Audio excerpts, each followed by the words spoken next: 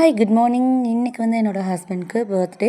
பிறந்தநாள் என்னமோ அவருக்கு தான். ஆனால் நான் தான் புது ட்ரெஸ்லாம் போட்டு மேக்கப் பண்ணிவிட்டு கண்ணாடி முன்னாடி நின்று பார்த்து ரசிச்சுக்கிட்டு இருந்தேன். இன்றைக்கி விநாயகர் கோவிலுக்கும் முருகன் கோவிலுக்கும் போகலாம் அப்படின்னு தான் இருந்தோம்.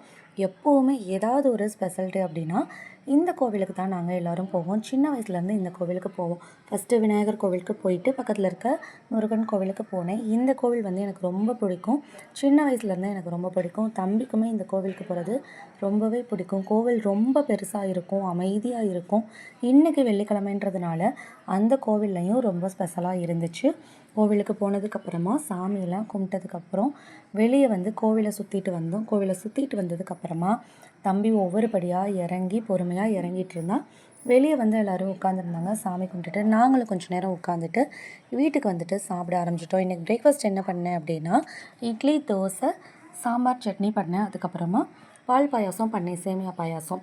எனக்கு வந்து பாசிப்பருப்பு பாயாசம் தான் பிடிக்கும். ஆனால் என்னோடய ஹஸ்பண்ட்க்கு பால் பாயாசம், சேமியா பாயாசம் தான் பிடிக்கும். அதனால் இன்றைக்கி நான் வந்து சேமியா ஜவ்வரிசி போட்டு பால் பாயாசம் தான் பண்ணினேன்.